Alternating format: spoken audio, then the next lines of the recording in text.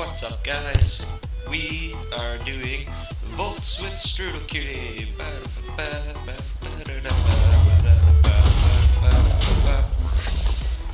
was fun. Today I will be doing a bunch of showcase kind of things with this monstrosity known as a fusion reactor.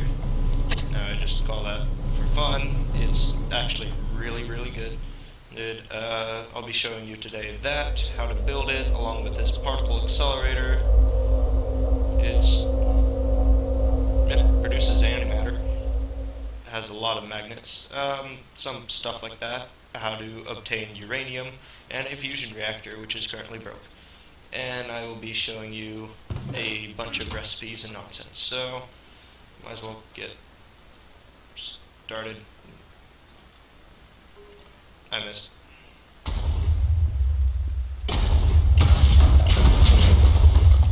Plasma cannon, no effect on people. Only the railgun seems to work that well. Okay, so what I'm showing you here is the chemical extractor.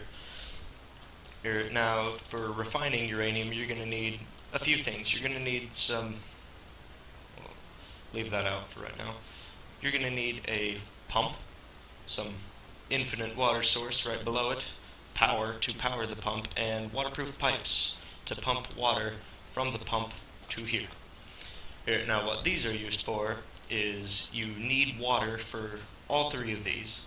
Well, actually, two of these. Yeah, two. And what you do is it will fill automatically with that. And this is known as the chemical extractor. You take a battery cell or something, and you put raw uranitite, and it will produce yellow cake uranium. That is used for this next thing called the nuclear boiler. It also requires water to process the uranium, and it takes a battery and some yellow cake, and it will turn it into U6, or known as uranium hexafluoride.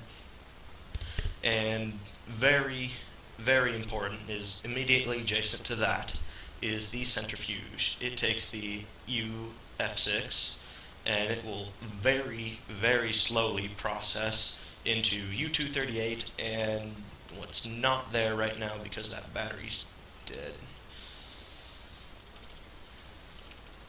Now you're gonna want quite a few batteries to be running this because it does take a lot of power and you cannot hook it up with wiring, as signifying that failure right there. You only need power for the pump because it can't use batteries. It has no thing. And so, let's say after a very long time I get U235. It's roughly 10-to-1 ratio of getting U235. So I just kind of cheated over here to the right. You don't need to... Oh! See, now it's very varied and will pop out some of this. U238 at the moment is useless. I already have a bunch, and so what we are going to do is... No, that's wrong. What we are going to do is take this U235, very valuable. No, that's 38, my bad. 35, very valuable. Get rid of that crap. And you're going to need some empty cells. Arrange it like so, and you will get a Fisson fuel rod. Now this is extremely radioactive, so if you do not have these hazmat suits, you're going to need a crap load of wool. Yellow is optional because it turns that color anyway. A leather cap, basic circuits, leather tunic, leather boots, leather pants, circuits, and wool, and you will get the hazmat suit. Now personally I prefer the power suit because it looks pretty awesome. I feel like Isaac Clarke in it. Scary game. But it serves as the same function if you equip it with the right things. Like I have the, right there, down at the bottom, right next to Citizen Joe style, radiation shielding, and you will need it on all of them for it to work. Or otherwise you'll get irradiated and it will suck. So you get all those. And over there I have for our demonstration a nuclear reactor. Now, here's the crafting recipes for said things behind me.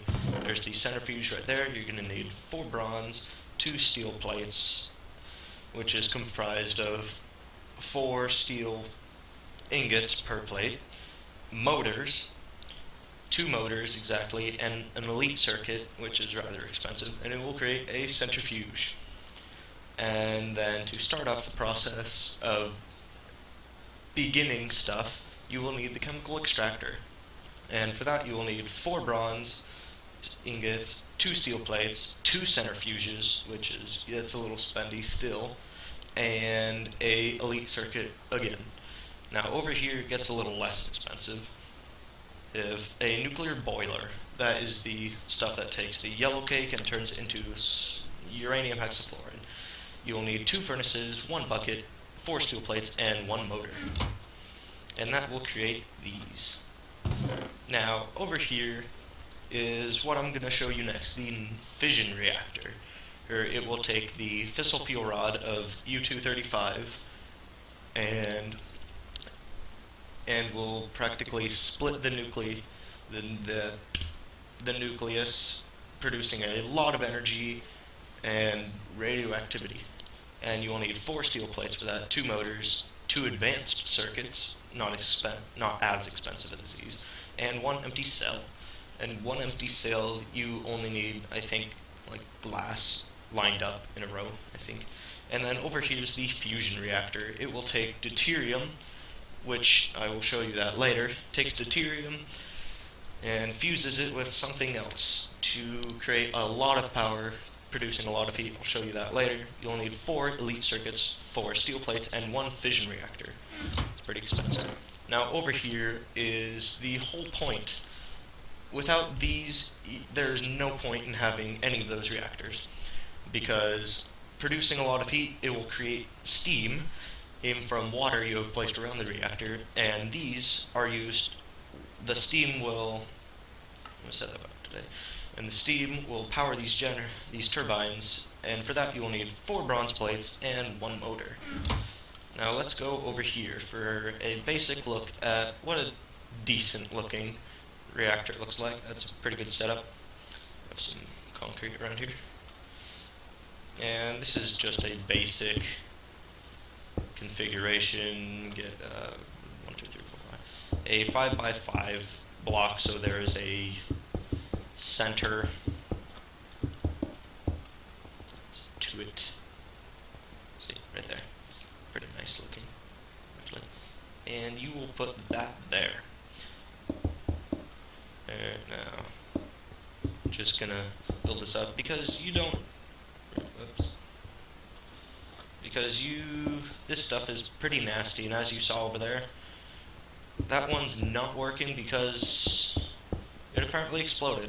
That's something to be very cautious about, because these tend to explode, but between the concrete and the water surrounding it, it was just fine, and did not blow up that nice village over there.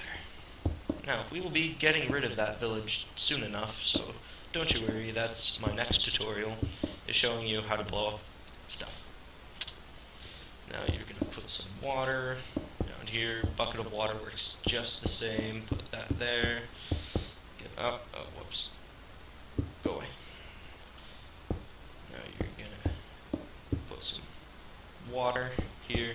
Make it nice and neat. Perfect.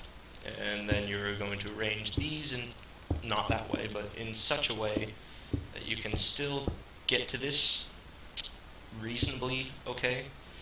And then we're going to take this fissile fuel rod we made earlier, and we're gonna plunk it in there.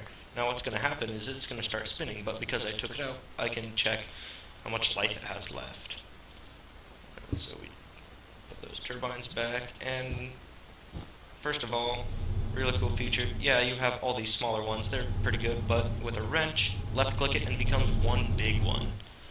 Now, the reason for the big one is it is more efficient and much less quieter, which is a very big plus, because these things tend to be loud. Now we're gonna put some of those there, just to, because you're gonna want to put these energies. This is just a formation I tend to use for we go, and what's going to happen is that's not going to fill up, that's not going to fill up, but this will. And as you see, at first, the nuclear generator has to warm up. But it will get there. See, because you can see the little things right there. Now I'm not the best at this, that's for sure. Because seeing over here, that exploded. That's bad. Okay, so yeah, that's pretty much the fission reactor. It'll take a little while to warm up. That's normal. It's nothing horrifying.